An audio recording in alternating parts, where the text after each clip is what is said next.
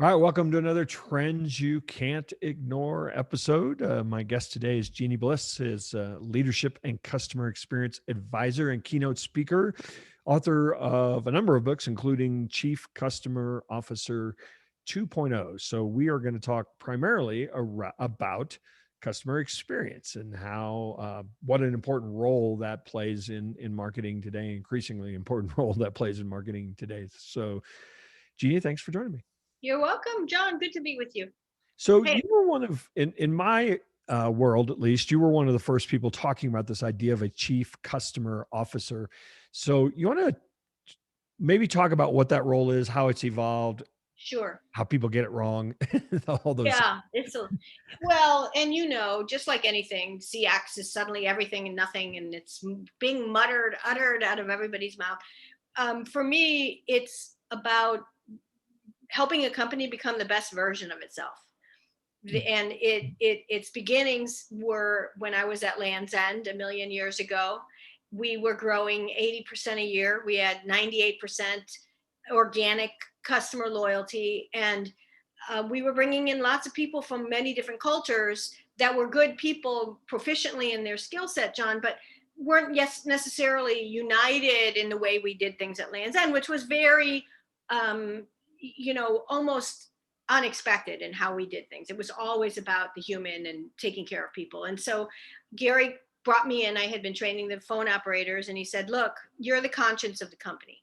Mhm. You need to help us stick to what it got us here so that we grow with that." And so for me, it's always been about how do you unite the organization to come together to deliver what people really need versus getting all wrapped up about the internal things, etc.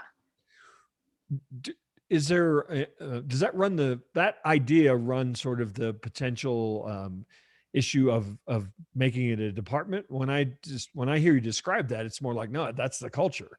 Well, The department. it can go two ways. Yeah. So when I was, and it depends on the company. The answer is always it depends on the maturity of the organization Right. and the maturity of the customer culture. At Land's End, it was what we were. We grew up that way. Yeah. When I went to Mazda and Coldwell Banker and certainly Microsoft, it wasn't the culture, and so you needed more specific things to happen. There's two ways to go. You can have an influencer CCO, or you can have kind of someone who owns a lot of operations. For example, McDonald's just named a chief customer officer, and that chief customer officer, he's a perfect example of someone who will be successful.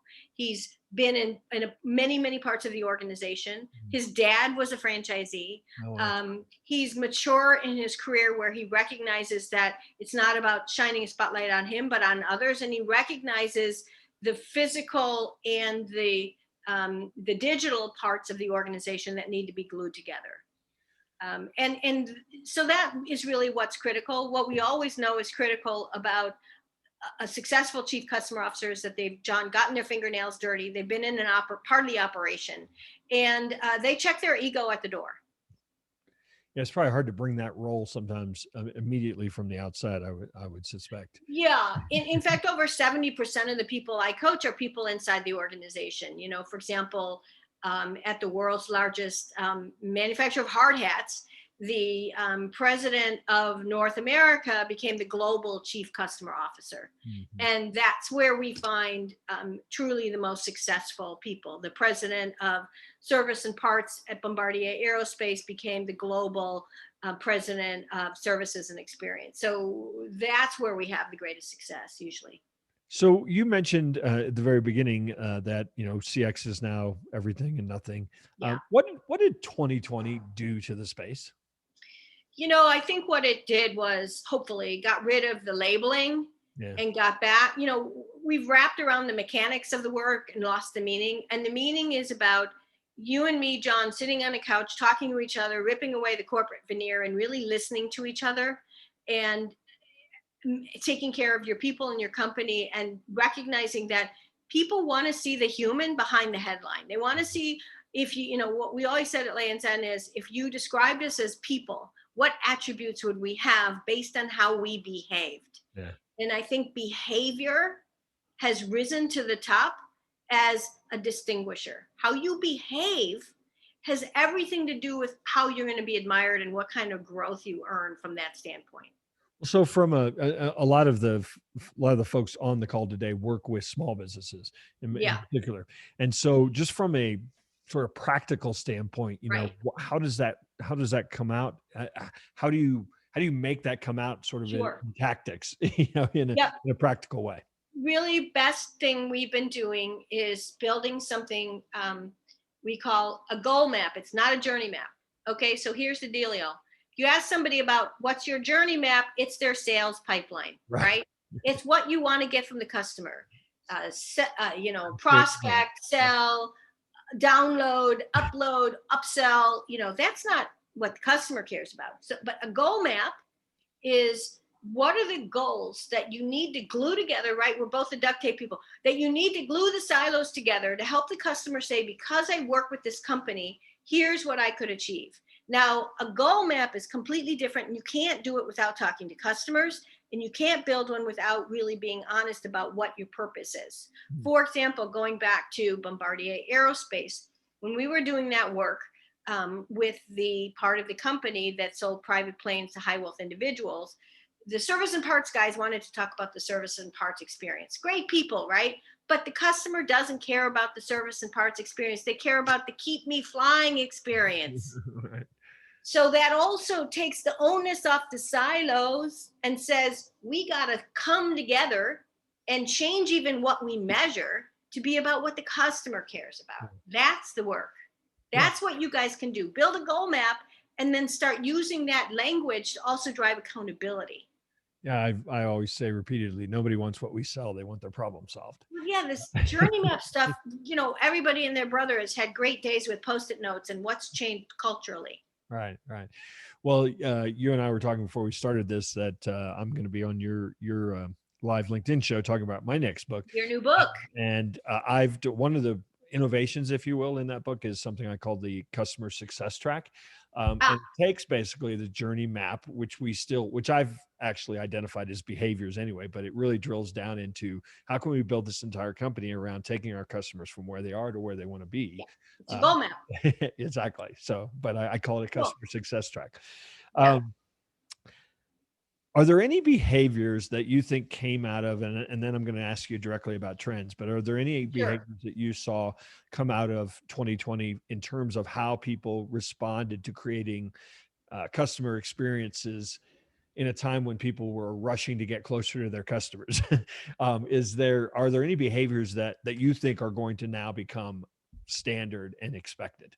I am hoping that we demand fearlessness and listening, Yeah. um, truth, painful transparency almost, um, a an understanding of what we've done to the customer and changing those things. So, for example, I had Holly on from Bank of America, and they did a lot of work around getting rid of fees and processes and things that we've been talking about for years. But suddenly now we all saw the light, because what's fascinating about COVID is no one in the world didn't experience it. Yeah. No one in the world. And so I think it's built this kind of fascinating, great empathy bone in all of us Yeah. that I'm afraid we're going to forget about. Yeah.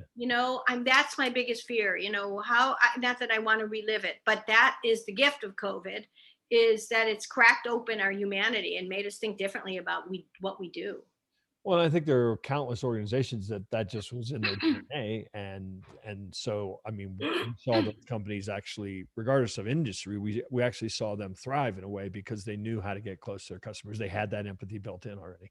Well, and they walked away from what was expected and took the leap that if you do what's right, it will boomerang back to you. I don't know if you remember this. I've talked about this before.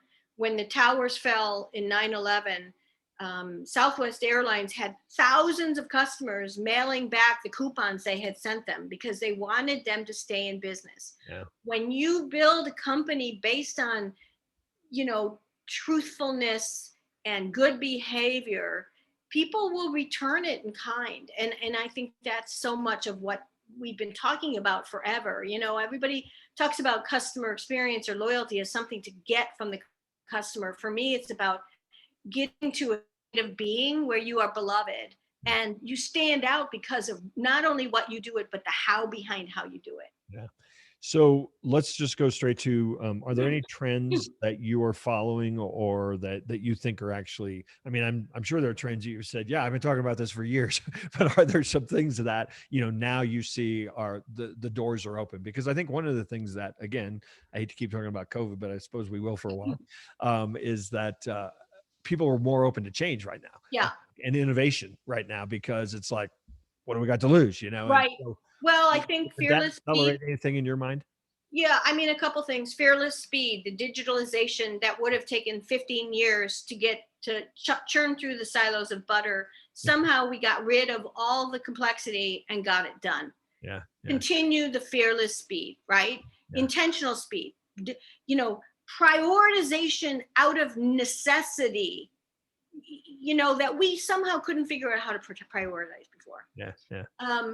This notion of fearless listening, sitting on a couch, inviting your customers in and asking them what's important to them. Yeah.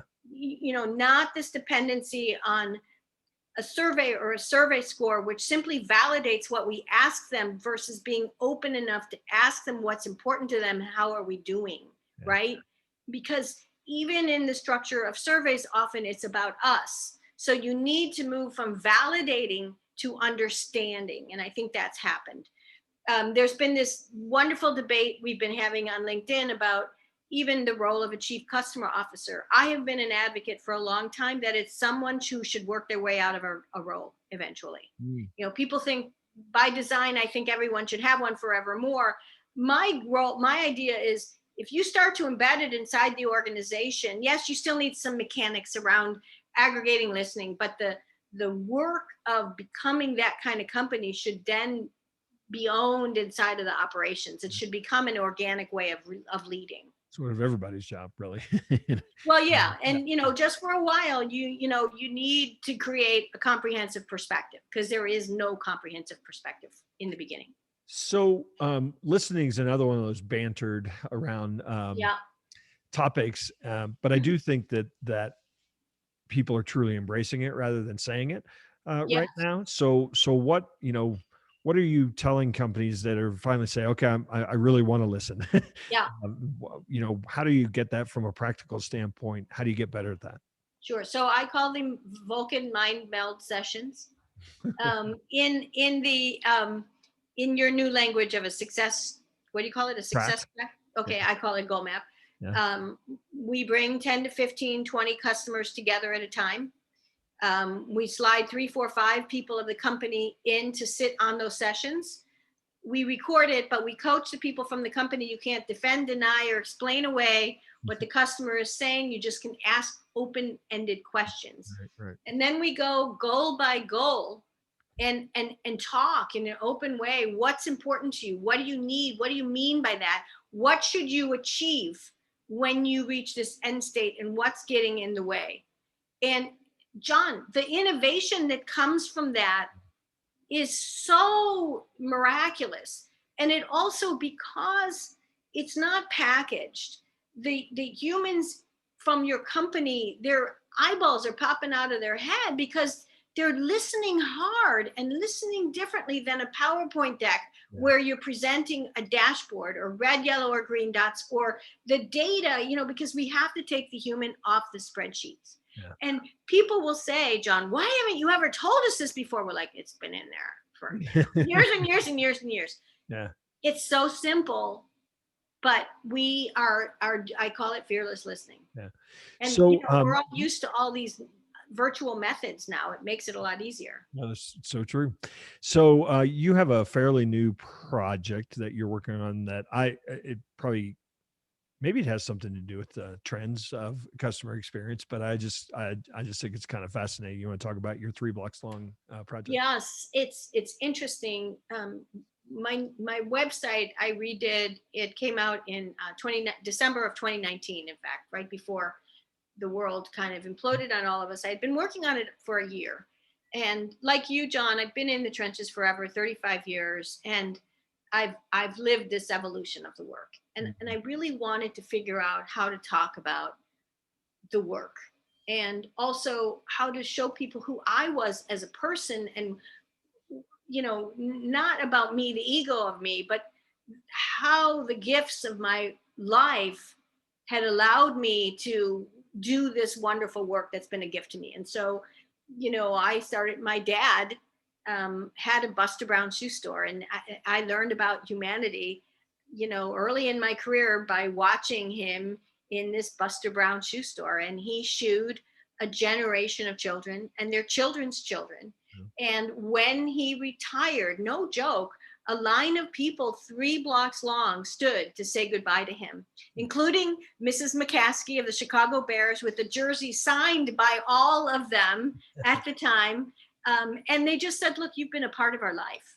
And, it won't be the same. And so I thought, God, my dad is a metaphor for this work. We need to start with our 3 blocks long. In over 90% of transformations, or whatever you call it, John, people don't do the hard work of saying, how do we want to be remembered? What are the attributes we want to be defined as? And how is that going to become how we operate?